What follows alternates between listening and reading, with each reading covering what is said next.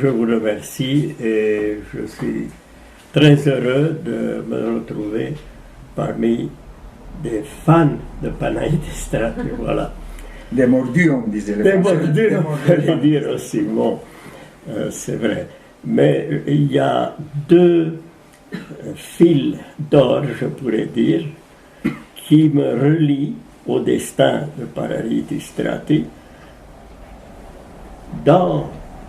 du temps de sa biographie, du temps de son vivant, je pourrais dire, et quand il passe à l'éternité, ou bien tel qu'en lui-même l'éternité le change. Donc je commencerai brièvement avec quelques données que des amis d'ici, notamment Mugure et Carbet connaissent, c'est-à-dire les derniers mois de la vie de Panaïtis Strati dans le sanatorium de Filaret, qui est devenu maintenant l'Institut de pneumophysiologie qui porte le nom de mon père, Marius Nasta. C'est le seul institut d'ailleurs d'un format international dédié à ces terribles maladies pulmonaires à Bucarest. Et voilà de quoi il s'agit. Quand il se trouve effectivement naufragé en Roumanie, après être rejeté, comme vous l'avez très bien montré, on pourrait dire, il est abrité au monastère de Nantes, dans un espace très intéressant, puisqu'il existe déjà depuis Saint Basile le Grand, et qu'on appelle le pavillon des malades en roumain, d'après le slave Bolneța. Il est accueilli là-bas comme un pauvre, comme un déshérité, et désespéré, il s'adresse au roi, comme on le voit d'après les documents, mais ce qu'on sait moins, il envoie aussi une lettre qui a été publiée dans un journal, je ne me souviens plus lequel, où il dit qu'il fait appel aux personnes charitables, bon, peut-être il a utilisé une autre formule, parce qu'il devrait se soigner d'une manière convenable. Immédiatement, mes parents, notamment les deux, ma mère Lucie et mon père, ils se sont renseignés et ils ont pris contact avec Panaït, qui était dans un état terrible, et il a été hospitalisé à la clinique de l'hôpital Filaret, qui est ensuite devenu un institut scientifique de premier ordre. Mais de ce temps-là, c'était quand même le meilleur sanatorium, pas seulement clinique, le meilleur sanatorium pour les maladies pulmonaires. Mais ça, c'était le premier pas.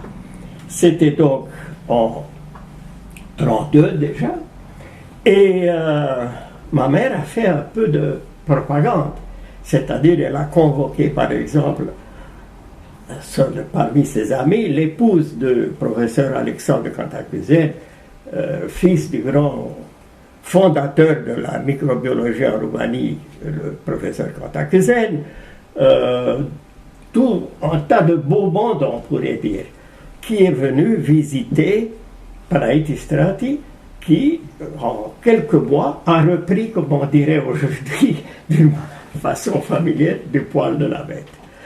Et il était très heureux.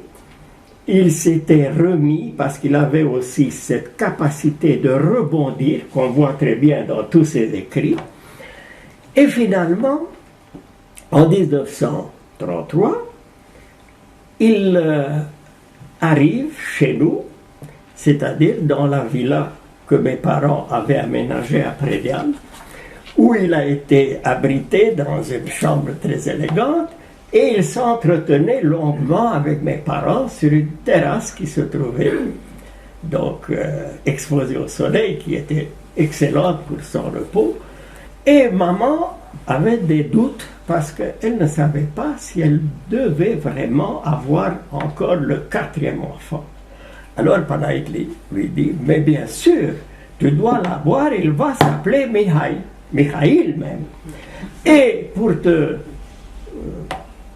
pour t'affermir, pour te donner du courage, moi, je vais te raconter des histoires, et notamment des histoires qui ont trait à la remise en état d'un être malheureux, d'un être sans espoir, qui finalement trouve l'élan du phénix.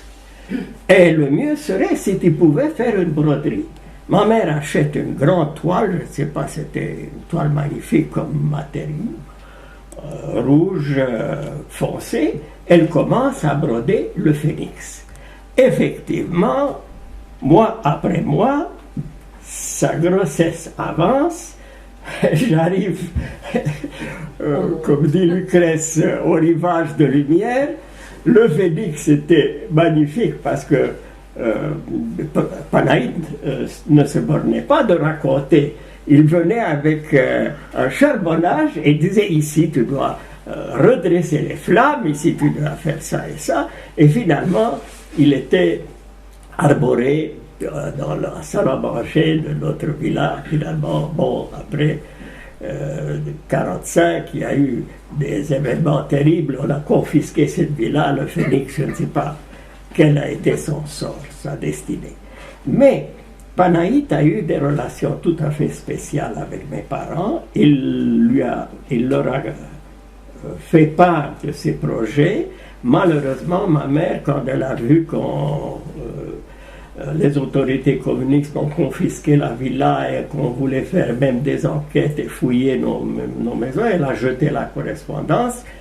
Et les seuls témoignages que j'ai datent de cette période terrible avant son décès en 1935.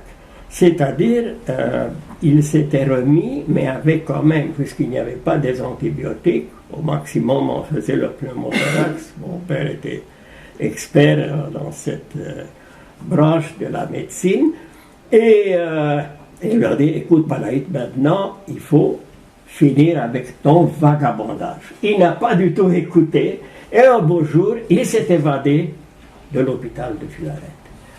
Mon père était outré, bien sûr, il a écrit à tout le monde, notamment il a écrit à Ionesco Le Bottier, il a écrit à Romain Roland, il a écrit à ses amis, enfin, qui pouvaient le retracer. Et Panaït retourne de lui-même un beau jour, en début 1935, mais il était déjà très malade et la fin approchait. Donc, j'ai gardé un souvenir extraordinaire de ces récits, puisque je peux dire que j'ai eu cette chance de naître sous l'auspice du phénix, qui est d'ailleurs mon emblème. Milica Petrashko, qui était aussi son ami, c'était l'élève de Brancusi, la plus célèbre femme sculpteur, avait notamment sculpté un phénix, et je crois qu'elle avait même ébauché un portrait de Panaïti-Strati. Bon, ce qui m'a frappé, et ce que je voudrais évoquer ici, puisque il y a beaucoup de facettes du génie d'Istrati qu'on doit explorer, c'est le fait que son œuvre se trouve, je dirais, au carrefour de la littérature écrite, de l'écrit, des écrits et de l'oralité, de la très grande oralité.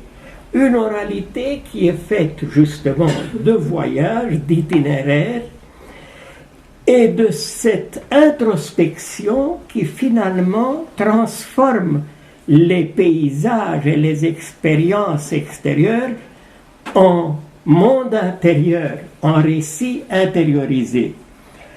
Et il y a aussi chez Istrati cette fraternité avec le narrateur oral, qu'on nomme souvent, on pourrait le nommer un haïdouk ou un lautar ou un povestitor, c'est-à-dire un narrateur, mais qui finalement devient justement le personnage des errances d'Istrati lui-même dans chacun de ses livres. Qu'il s'appelle Adrien Zographie qu'il s'appelle Mikhaïl, qu'il s'appelle Stavro, c'est toujours cette espèce de polyptyque, je dirais, qui est le personnage issu d'un polymorphisme de la narration. Narration qui devient écrit le jour où, justement, Istrati se rend compte qu'il doit gagner sa vie et qu'il pourrait effectivement ranger un peu la séquence de ces narrations, la plupart axées comme la girouette qui tourne avec tous les vents de hasard, des circonstances, pour transformer l'expérience et le vagabondage, les errances, ce que j'appelle errances, en livre. Donc, dans cette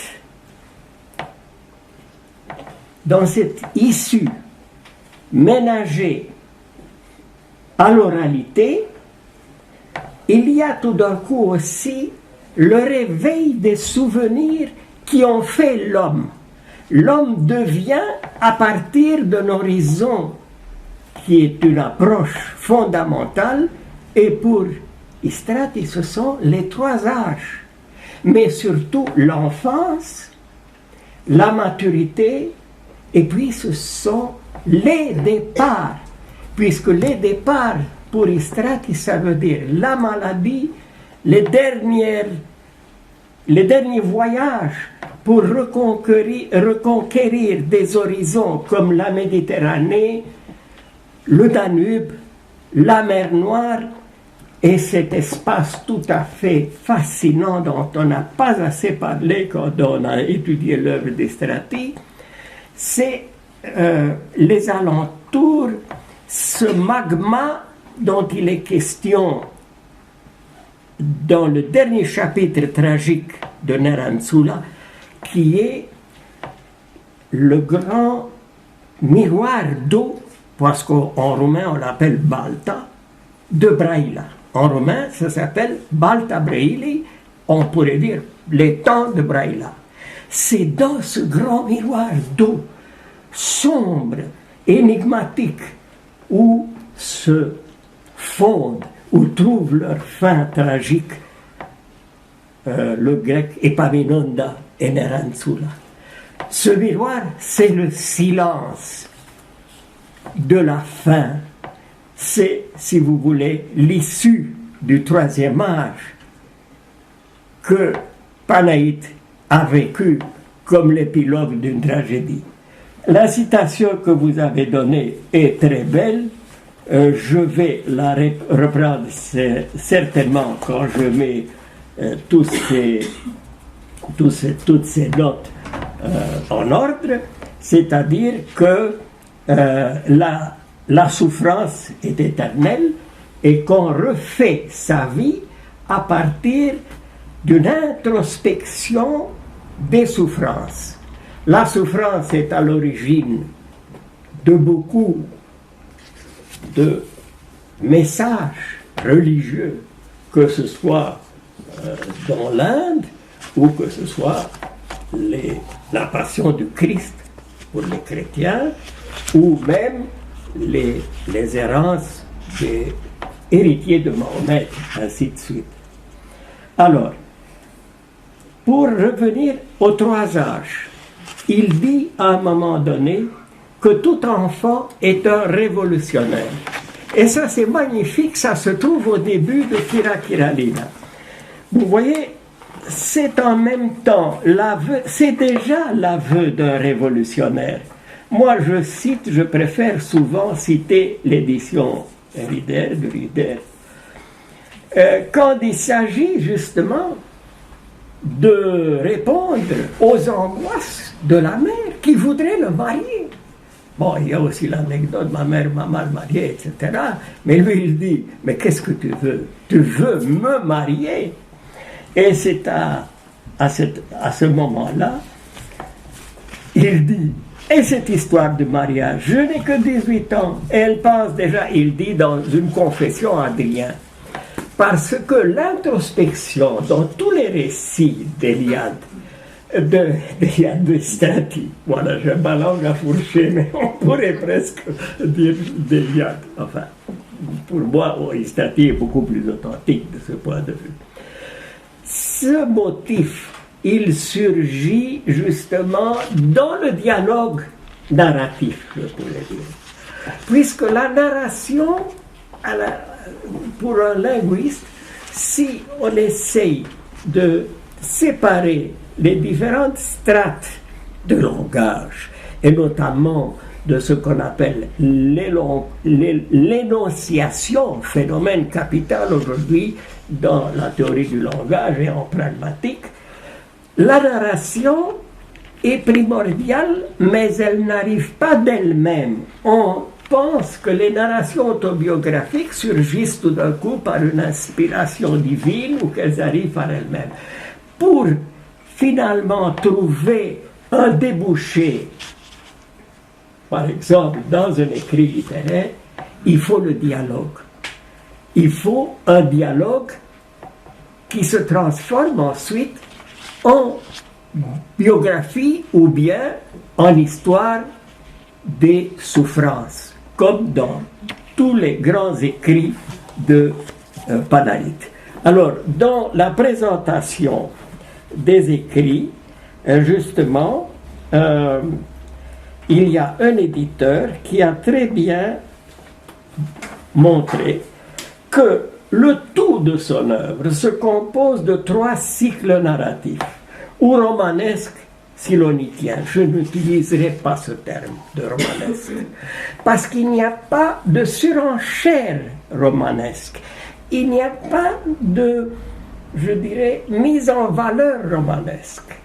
Il y a toujours un récit presque, je dirais, brutal des expériences de ces personnages, j'oserais dire de l'agonie au sens étymologique, lutte contre la mort, contre le néant, contre l'ingratitude, contre la méchanceté des hommes. Et donc, les 3 cycles, récit d'Adrien-zographie, Kira, Oncle Angel, présentation d'Aïdouk Domnitka de Znago, jeunesse d'Adrien-zographie, 2e cycle, Codine Michaïl, mes départs, le pêcheur d'éponges, et enfin, vie d'Adrien-zographie, la maison Thuringer, le bureau de placement, et les 2 volumes de Méditerranée. C'est dans chaque cycle, surtout dans les 2 premiers, qu'on se rend compte qu'il y a un dédoublement issu justement du dialogue, qui serait, si vous voulez, l'autre face de la narration, c'est-à-dire ce dédoublement quand le narrateur devient lui-même un de ses protagonistes, ou bien plusieurs. Parce qu'on ne sait jamais, au fond, dans ces 3 récits qui me semblent absolument d'une importance capitale dans l'œuvre de Panaïte, dans Kira Kiralina, dans Nerantsula, et aussi dans l'autre, donc, puisque j'ai cité ici la jeunesse d'Adrien-zographie, chaque fois, il y a aussi ce passage d'une tragédie dont le narrateur est le témoin, mais on ne sait jamais s'il n'est pas aussi impliqué. C'est comme si tout d'un coup, il est presque avalé, il est presque métamorphosé, parce qu'il devient un de ses protagonistes. Il devient lui-même Kira Kiralina. Il est Stavro lui-même. Il est Adrien aussi, à la fin. Voilà. Et alors, ce que je voudrais aussi dire maintenant, et je voudrais seulement vous donner quelques citations, c'est que dans ces récits, il y a toujours une recherche de la liberté, de la libération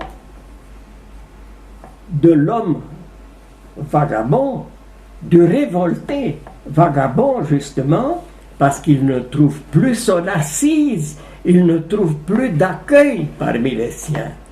Dans le prologue de Jean, dans l'évangile de Jean, on dit de Jésus-Christ, il est venu parmi les siens. Mais à quel prix? On doit lire tout l'évangile pour comprendre cette réception du Sauveur parmi les siens. Eh bien, chez Panaït, il y a aussi ce drame terrible, parce que je reviens sur l'idée qu'il y a 3 héroïnes très importantes. Kira Kiralina elle-même, bien sûr, mais avant Kira Kiralina, il y a cet autre personnage qui s'appelle Tinkuza, qui est la femme sacrifiée dans le premier récit de Stavro. Et puis il y a Nerantsula. Chacune de ces femmes, on n'a pas assez insisté sur le tragique sans issue, le tragique le plus terrible de ces 3 épilogues, du destin réservé à ces 3 femmes, pas seulement des rejetées, sacrifiées, englouties par le désespoir, l'intolérance, la méchanceté et les circonstances imprévues de la vie. Tinkuza, rappelez-vous, lisez avec attention le récit de Stavro, c'est la jeune mariée qui adore son époux, mais lui-même homosexuel et aussi très sensible. Il est rejeté parce que l'événement horrible qu'il a dénoncé avec une force inégalable, c'est-à-dire le jour où la femme, l'épouse, doit perdre sa virginité, on n'a pas trouvé cette preuve. Et donc, Tinkuza est rejeté. Lui, il a devant lui cette perspective. S'il ne passe pas à l'acte, il sera lynché, tout simplement. Il s'attend au lynchage. Et dans cette attente, il y a des scènes terribles. Et finalement, lui, il s'enfuit. Tinkuza va se suicider. On ne sait même pas comment on trouve son cadavre dans l'eau, parce que maintenant, dans ces, je dirais, cette mise en lumière de l'accident fatidique, l'eau est très importante. Et ce n'est pas l'eau et les rêves, c'est l'eau du destin le plus sombre. C'est l'eau sombre de la Baltabrili qu'il décrit à la fin de Nerantsula, dans des phrases inimitables aussi. Ensuite, il y a le destin de Kira. Kira, au fond, disparaît. Elle se perd quelque part dans une errance qui va l'amener sur un itinéraire de frontière entre la prostitution la plus, je dirais, avenante, j'ose dire. Kira est une merveille. Elle danse jour et nuit. Elle accueille des moussafirs, mais jamais on ne parle de scènes de sexe. Jamais on ne pousse ces ébats, on pourrait dire, ces ébats, jusqu'au moment où il y a, n'est-ce pas, une scène de sexe qui pourrait vraiment fasciner le public actuel. C'est tout ce qu'on recherche dans la plupart des serials maintenant, pour en arriver là. Non, elle se dérobe d'une manière magique. Pourquoi? Je vais vous le dire immédiatement je ne peux pas, bien sûr, faire ici l'analyse du Kira Kiralina, mais je voudrais montrer un peu comment se dresse, et je pourrais dire s'élabore, un motif littéraire à partir d'une matrice qui se trouve dans le folklore de Kira Kiralina. Kira Kiralina n'est pas une invention quelconque. C'est un motif très important dans le folklore danubien, notamment la ballade de Kira Kiralina, mais aussi toutes ses variantes et ses variables. Et puis, il y a ce qui se passe avec Neranzula. Ici aussi, on assiste, je dirais, dans la célèbre définition de la tragédie dans Aristote, il dit à un moment donné que cette mimésis, cette imitation d'un conflit, le sujet d'une tragédie, c'est un conflit, n'est-ce pas? Bon, on a discuté, qu'est-ce que ça veut dire l'intrigue de tragédie, etc. Il dit, eh bien, on ne le fait pas par un récit quelconque. On le montre directement. On le montre. Et c'est ce qu'on ne peut même pas raconter puisqu'on doit le voir et participer. C'est exactement ce qui se passe dans chacun de ces trois récits très importants, qui les a gâtés en quelque sorte. Tous les trois, c'est-à-dire la mère, le fils et Kiralina. Et finalement, Kiralina, grâce à ses oncles, elle réussit à se venger. Donc, les demi-frères assassins sont tués, sont supprimés. Le père, qui était aussi le plus sauvage, il va s'évader, mais il va à un moment donné trouver donc tomber. Premièrement, il s'agit de la balle d'Abraïli. C'est-à-dire, lui, il dit le gué de Braïla. En haut du Danube, il dit. Là se trouve Kira Kiralina. Mais Kira Kiralina, c'est quoi? C'est une hôtesse, c'est une aubergiste, on pourrait dire. Alors, il y a l'arabe des contes, qui est presque un être fantastique, puisqu'il a des écailles, et qu'il veut s'emparer de cette Kira, il la porte sur son voilier, et il l'attache au mât, avec ses cheveux. Et finalement, quand ses frères viennent la délivrer et qu'ils jettent à l'eau et qu'ils se vengent de l'arabe, Kira Kiralina devient de nouveau je dirais, l'égérie des fêtes, et notamment elle sera mariée convenablement d'une manière presque hiératique. Ça, c'est alors, je dirais, l'encadrement des grandes histoires, de ces trois grandes histoires, c'est-à-dire le destin de Tekuza, de Kira et de Neranzula. Un autre, et c'est sur cette note que je vais terminer, sur ces remarques, c'est le fait que chaque fois, dans ces récits, il y a également un élément fantastique qui est comme l'emblème, je dirais, l'emblème féerique et en même temps très concret de ces errances. Et même l'emblème du révolté. Et dans le récit, notamment de Stavro, il y a le cerf-volant. Et les manœuvres avec le cerf-volant. Et un terrible combat entre des bandes de jeunes hommes qui essayent de s'emparer du cerf-volant, mais heureusement, le protagoniste, il réussit à les berner et il s'évade.